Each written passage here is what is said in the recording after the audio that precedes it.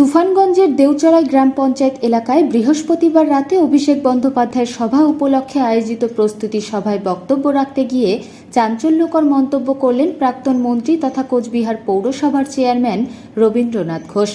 তিনি এদিন প্রস্তুতি সভায় বক্তব্য রাখতে গিয়ে বলেন, কেন্দ্রীয় সরকার রাজ্যের সঙ্গে ষড়যন্ত্র করছে।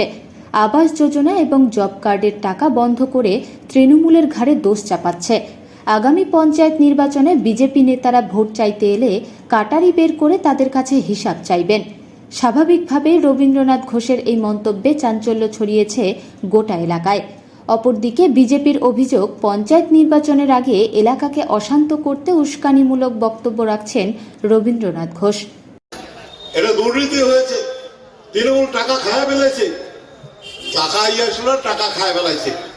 মানুষ কি বছরের পর বছর কলা গাছের নিচে থাকবে?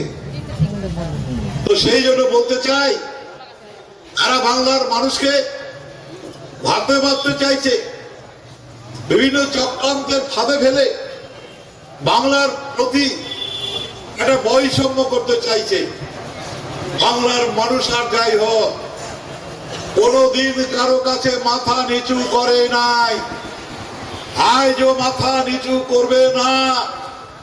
কেন্দ্রীয় সরকারকে 100 দিনের কাজের টাকা দিতে হবে। কেন্দ্রীয় সরকারকে আমাদের হকের টাকা পাও না। বাংলা আবাস যোজনার টাকা, যে টাকার 60% কেন্দ্রে, 40% রাজ্যে, সেই টাকা আমাদের হকের টাকা, সেই টাকাও দিতে হবে।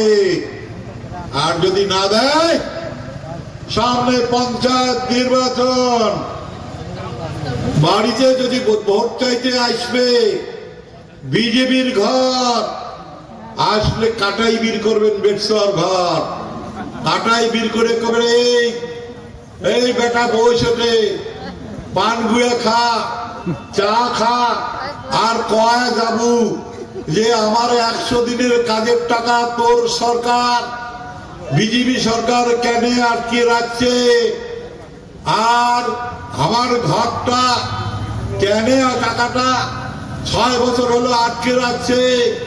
বেটা তুই কবু উত্তর দিবু না, তারপরে বাড়ি যাবো। আর খবর যদি না পাস, বান্নির ডাং খাবো।